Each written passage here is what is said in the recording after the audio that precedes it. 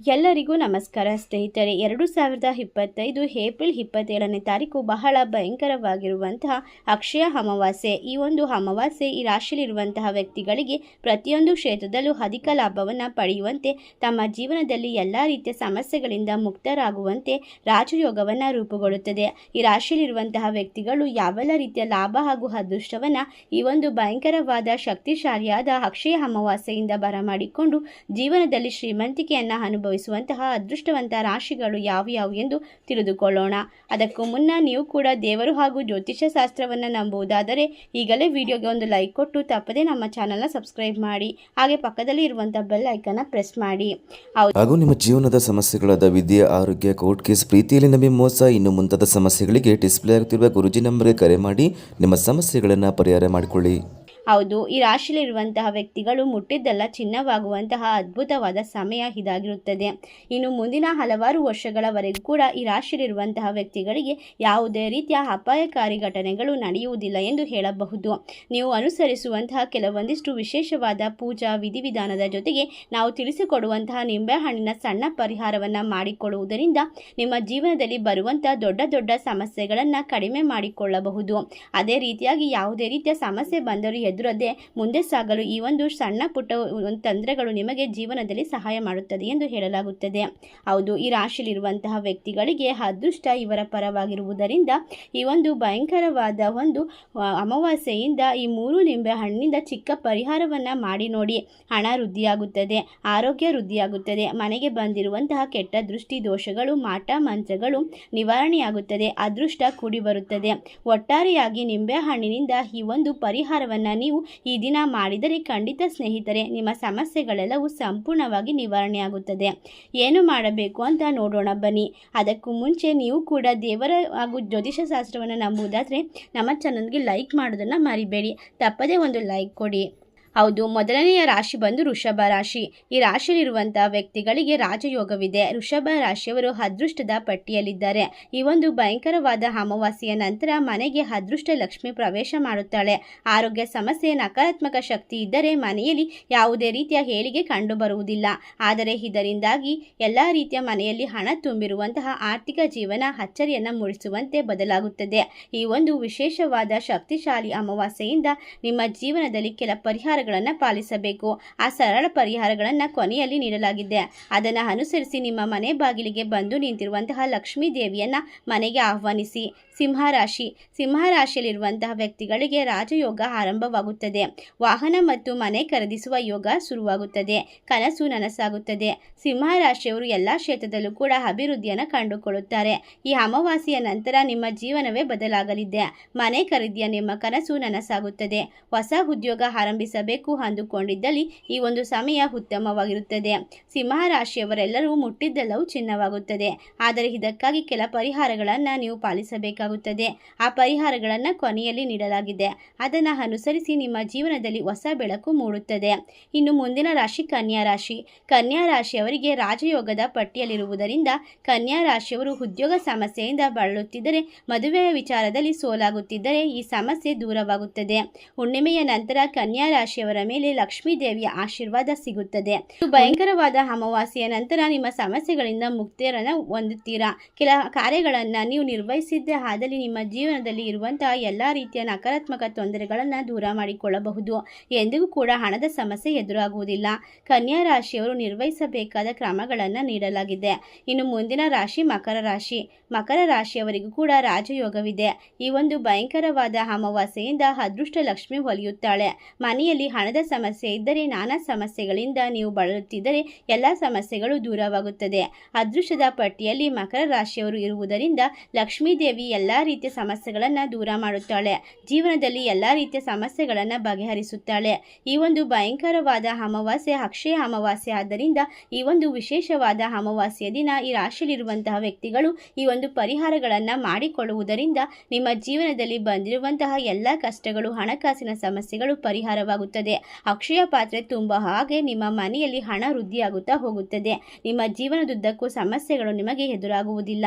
ಈ ರಾಶಿಯಲ್ಲಿರುವಂತಹ ವ್ಯಕ್ತಿಗಳು ಎಲ್ಲ ರೀತಿಯ ಕೆಲಸ ಕಾರ್ಯದಲ್ಲೂ ಕೂಡ ಅದೃಷ್ಟವನ್ನು ಪಡೆದುಕೊಳ್ಳುತ್ತಾರೆ. ಕುಂಭರಾಶಿಯಲ್ಲಿರುವಂತಹ ವ್ಯಕ್ತಿಗಳಿಗೆ ಈ ಒಂದು ಅಮಾವಾಸ್ಯೆ ನಂತರ ಹಣದ ಕ್ಷೇತ್ರದಲ್ಲಿ ಆರ್ಥಿಕ ಲಾಭ ಗಳಿಸಿಕೊಳ್ಳುತ್ತಾರೆ.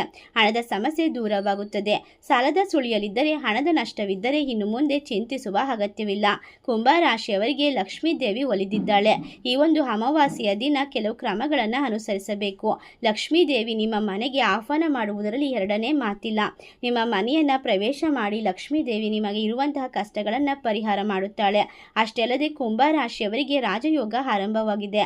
2025 ಏಪ್ರಿಲ್ 27ನೇ ತಾರೀಕು ಬಹಳ ಶಕ್ತಿಯುತವಾದಂತಹ ಒಂದು ಅಕ್ಷಯ ಅಮಾವಾಸ್ಯೆ ಬಂದಿರುವುದರಿಂದ ಈ ರಾಶಿಯಲ್ಲಿರುವಂತಹ ವ್ಯಕ್ತಿಗಳ ಜೀವನ ಸಂಪೂರ್ಣವಾದ ತಿರುವನ್ನು ಕಂಡುಕೊಳ್ಳುತ್ತದೆ. ಅಷ್ಟೇ ಅಲ್ಲದೆ ವೃಶ್ಚಿಕ ರಾಶಿ, ಈ ರಾಶಿಯಲ್ಲಿರುವಂತಹ ವ್ಯಕ್ತಿಗಳಿಗೂ ಕೂಡ ಆರ್ಥಿಕವಾಗಿ ನಷ್ಟವಾಗುತ್ತಿದ್ದರೆ, ಯಾವುದೇ ಕೆಲಸದಲ್ಲೂ ಕೂಡ ಸೋಲಾಗುತ್ತಿದ್ದರೆ ಎಲ್ಲವನ್ನ ಪರಿಹಾರ ಮಾಡಿಕೊಳ್ಳುವಂತಹ ಶಕ್ತಿ ಮತ್ತು ತಾಳ್ಮೆಯನ್ನು ತಾಯಿ ಲಕ್ಷ್ಮೀ ದೇವಿ ನಿಮಗೆ ನೀಡುತ್ತಾಳೆ. ನಿಮಗೆ ಇರುವಂತಹ ಎಲ್ಲ ರೀತಿಯ ಕಷ್ಟ ಕಾರ್ಪಣ್ಯಗಳನ್ನು ಪರಿಹಾರ ಮಾಡಿಕೊಳ್ಳಲು ಈ ಒಂದು ವಿಶೇಷವಾದ ಅಕ್ಷಯ ಅಮಾವಾಸ್ಯೆಯ ದಿನ ಈ ಒಂದು ಸಣ್ಣ ಪರಿಹಾರವನ್ನು ವೃಶ್ಚಿಕ ರಾಶಿಯವರು ಕೂಡ ಮಾಡಬೇಕಾಗುತ್ತದೆ. ಇದರಿಂದ ನಿಮ್ಮ ಮನೆಯಲ್ಲಿ ಇರುವಂತಹ ಅಥವಾ ನಿಮ್ಮ ಮನಸ್ಸಿನಲ್ಲಿ ಇರುವಂತಹ ಭಯ, ಆತಂಕ, ನಕಾರಾತ್ಮಕ ಅಂಶಗಳು ಸಂಪೂರ್ಣವಾಗಿ ದೂರವಾಗುತ್ತದೆ. ನಿಮ್ಮ ಮನೆಯಲ್ಲಿ ಏಳಿಗೆ, ಯಶಸ್ಸು ಕಂಡುಬರಲು ಸಾಧ್ಯವಾಗುತ್ತದೆ. ನೀವು ಬಹಳ ಇಷ್ಟವಾದಂತಹ ಕೆಲವೊಂದಿಷ್ಟು ಕೆಲಸಗಳನ್ನು ನಿರ್ವಹಿಸಿದರೂ ಕೂಡ ಮನೆಯಲ್ಲಿ ಏಳಿಗೆ ಆಗುತ್ತಿಲ್ಲ. ಎಷ್ಟೇ ಕಷ್ಟಪಟ್ಟು ದುಡಿದರೂ ಕೂಡ ₹1 ಹಣವು ಮನೆಯಲ್ಲಿ ನಿಲ್ಲುತ್ತಿಲ್ಲ. ಏನು ಮಾಡಿದರೂ ನಮ್ಮ ಕಷ್ಟ ಪರಿಹಾರವಾಗುವುದಿಲ್ಲ ಎಂದು ಯೋಚನೆ ಮಾಡುತ್ತಿದ್ದರೆ, ಈ ರಾಶಿಯಲ್ಲಿರುವಂತಹ ವ್ಯಕ್ತಿಗಳಿಗೆ ಇನ್ನು ಮುಂದೆ ಕಷ್ಟಗಳಿಗೆಲ್ಲ ಫುಲ್ ಸ್ಟಾಪ್ ಅಂತಲೇ ಹೇಳಬಹುದು. ಹಾಗಾದರೆ ಯಾವ ರೀತಿಯ ಪರಿಹಾರವನ್ನು ಮಾಡಿಕೊಳ್ಳಬೇಕು ಎಂದು ತಿಳಿದುಕೊಳ್ಳುವುದಾದರೆ, ಮೊದಲು ಈ ರಾಶಿಯಲ್ಲಿರುವಂತಹ ವ್ಯಕ್ತಿಗಳು ಈ ಒಂದು ವಿಧಿವಿಧಾನವನ್ನು ಪಾಲಿಸುತ್ತಾ 3 ವಿಶೇಷವಾದ ಕೆಲಸವನ್ನು ಮಾಡಬೇಕಾಗುತ್ತದೆ. ಪ್ರಸ್ತುತ ಇರುವಂತಹ ಮಾನಸಿಕ ವೇದನೆ, ಹಣದ ಸಂಕಷ್ಟ, ಆರೋಗ್ಯದ ಸಮಸ್ಯೆ, ಉದ್ಯೋಗದ ಕಷ್ಟಗಳು, ಶತ್ರುಗಳಿಂದ ಆಗುವಂತಹ ದೊಡ್ಡ ದೊಡ್ಡ ತೊಂದರೆಗಳು ದೂರವಾಗಿ ಅನೇಕ ರೀತಿಯ ಒಂದು ಶುಭ ಫಲಗಳನ್ನು ಪ್ರಾಪ್ತಿ ಮಾಡಿಕೊಳ್ಳಲು ಈ ರಾಶಿಯಲ್ಲಿರುವಂತಹ ವ್ಯಕ್ತಿಗಳು ಮಹಾಶಿವನ ಅನುಗ್ರಹದ ಜೊತೆಗೆ ಪಿತೃದೇವತೆಗಳ ಸಂಪೂರ್ಣ ಕೃಪೆ ಉಂಟಾಗಿ ದೊಡ್ಡ ಮಟ್ಟದ ಯಶಸ್ಸನ್ನು ಕಾಣಬಹುದು. ಈ ಒಂದು ಅಕ್ಷಯ ಅಮಾವಾಸ್ಯೆ ಅಥವಾ ವೈಶಾಖ ಅಮಾವಾಸ್ಯೆಯ ದಿನ ಶಿವ ಪಾರ್ವತಿಯರಿಗೆ ಸಂಬಂಧಪಟ್ಟಂತಹ ಪರಿಹಾರಗಳನ್ನು, ಪೂಜೆಗಳನ್ನು, ಅನುಷ್ಠಾನಗಳನ್ನು ಮಾಡಿಕೊಳ್ಳಬೇಕು. ತುಂಬ ಶ್ರೇಷ್ಠ ದಿನ ಎಂದು ಹೇಳಬಹುದು. ಈ ಒಂದು ದಿನ ಈ ರಾಶಿಯಲ್ಲಿರುವಂತಹ ವ್ಯಕ್ತಿಗಳು ಶಿವಪುರಾಣದಲ್ಲಿ ಅದ್ಭುತವಾಗಿ ತಿಳಿಸಿದ್ದಾರೆ.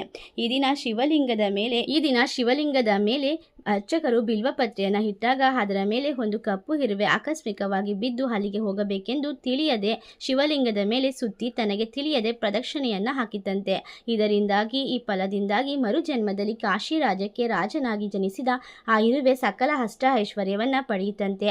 ಆದ್ದರಿಂದ ಈ ದಿನ ಪ್ರತಿಯೊಬ್ಬರೂ ಕೂಡ ನಿಮ್ಮ ಮನೆಗೆ ಸಮೀಪದಲ್ಲಿರುವಂತಹ ಶಿವನ ದೇವಾಲಯಕ್ಕೆ ತೆರಳಿ ತಪ್ಪದೆ ಶಿವನಿಗೆ ಪ್ರದಕ್ಷಿಣೆಯನ್ನು ಹಾಕಬೇಕು. ಈ ಒಂದು ದಿನ ಶಿವನಿಗೆ ಪೂಜೆಯನ್ನು ಮಾಡುವುದರ ಜೊತೆಗೆ ಮಹಾಶಕ್ತಿ ದೇವತೆ, ಮಹಾಸ್ವರೂಪಿಣಿಯಾದಂತಹ ಪಾರ್ವತಿ ದೇವಿ ಅಂದರೆ ದುರ್ಗಾ ಮಾತೆಯ ಪೂಜೆಯನ್ನು ಮರೆಯದೆ ಪಾಲಿಸಬೇಕು. ಸರ್ವ ಶತ್ರುಗಳ ಬಾಧೆ ಕಳೆದು ಸರ್ವ ಕಾರ್ಯದಲ್ಲೂ ಜಯ, ಯಶಸ್ಸು, ಹಣದ ಸಮಸ್ಯೆಗಳು ದೂರವಾಗುತ್ತದೆ.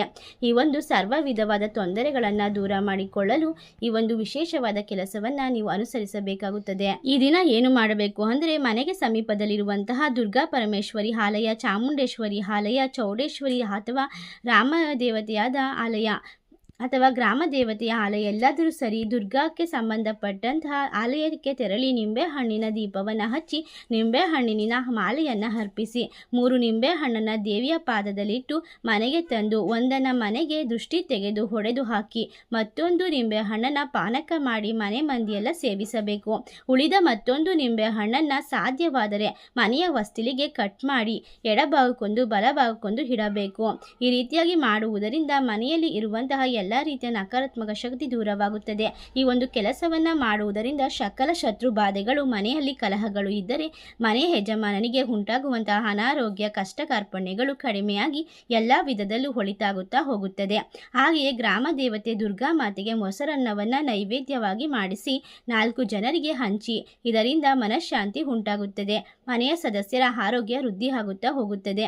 ಇನ್ನು ಮಹಾಶಿವನಿಗೆ ಈ ದಿನ ನಂದಿವರ್ಧನ ಪುಷ್ಪ, ಬಿಳಿ ಹೆಕ್ಕದ ಪುಷ್ಪ ಅಥವಾ ಬಿಲ್ವಪತ್ರೆಯ ದಳಗಳನ್ನು ಅರ್ಪಿಸಿ ಓಂ ನಮಃ ಶಿವಾಯ ಎಂದು ಸಾಧ್ಯವಾದಷ್ಟು ಬಾರಿ ಹೇಳಿಕೊಳ್ಳಿ. ಇದರಿಂದ ಯಾರಿಗೆ ಕುಜ ದೋಷ ಇದೆ, ಮದುವೆಯ ಭಾಗ್ಯ ಕೂಡಿ ಬರುತ್ತಿಲ್ಲ, ವಯಸ್ಸು ದಾಟಿದರೂ ಹುಡುಗ ಅಥವಾ ಹುಡುಗಿ ಸೆಟ್ ಆಗ್ತಿಲ್ಲ ಅಂತಹ ವ್ಯಕ್ತಿಗಳಿಗೆ, ಮದುವೆಯೇ ಆಗದೇ ಇರುವಂತಹ ವ್ಯಕ್ತಿಗಳು ಎತ್ತುಗಳಿಗೆ ಮರೆಯದೆ ಬೆಲ್ಲದಿಂದ ಮಾಡಿರುವಂತಹ ಸಿಹಿ ತಿನಿಸನ್ನು ತಿನ್ನಿಸಬೇಕು. ಬೆಲ್ಲದ ಚೂರನ್ನ ಮೇವಿನ ಜೊತೆಗೆ ತಿನ್ನಿಸಿದರೂ ಕೂಡ ಶಿವನ ಅನುಗ್ರಹದಿಂದ ಕಂಕಣ ಭಾಗ್ಯ ಕೂಡಿ ಬರುತ್ತದೆ, ಕುಜ ದೋಷಗಳು ದೂರವಾಗುತ್ತದೆ, ಈ ಒಂದು ಶತ್ರು ಬಾಧೆಗಳು ಕೂಡ ದೂರವಾಗುತ್ತದೆ. ಈ ಒಂದು ವಿಶೇಷವಾದ ಶಕ್ತಿಶಾಲಿಯಾದಂತಹ ಅಕ್ಷಯ ಅಮಾವಾಸ್ಯೆಯಿಂದ ದುರ್ಗಾದೇವಿಯ ಒಂದು ಆರಾಧನೆ ಮಾಡಿಕೊಳ್ಳಬೇಕು ಮತ್ತು ಮಹಾಶಿವನಿಗೆ ಸಾಧ್ಯವಾದಷ್ಟು ಬಾರಿ ಓಂ ನಮಃ ಶಿವಾಯ ಎಂದು ಹೇಳಬೇಕು. ಅದೇ ರೀತಿಯಾಗಿ ನಾವು ತಿಳಿಸಿಕೊಟ್ಟಂತಹ ಪವರ್ಫುಲ್ ಆದಂತಹ ನಿಂಬೆ ಹಣ್ಣಿನ ತಂತ್ರವನ್ನು ಮಾಡಿ ನಿಮ್ಮ ಜೀವನದಲ್ಲಿ ಬರುವಂತಹ ಎಲ್ಲ ಸಮಸ್ಯೆಗಳನ್ನು ಪರಿಹಾರ ಮಾಡಿಕೊಂಡು ಆದಷ್ಟು ಬೇಗ ಶ್ರೀಮಂತಿಕೆಯನ್ನು ಪಡೆದುಕೊಳ್ಳಲಿ ಎಂದು ಆಶಿಸುತ್ತಾ, ಈ ಒಂದು ವಿಶೇಷವಾದ ಮಾಹಿತಿ ನಿಮಗೆಲ್ಲ ಇಷ್ಟವಾಗಿದ್ದರೆ ನಿಮ್ಮ ಫ್ರೆಂಡ್ಸ್ ಆ್ಯಂಡ್ ಫ್ಯಾಮಿಲಿಗೆ ಶೇರ್ ಮಾಡಿ, ಲೈಕ್ ಮಾಡಿ, ಕಮೆಂಟ್ ಮಾಡಿ. ಧನ್ಯವಾದಗಳು.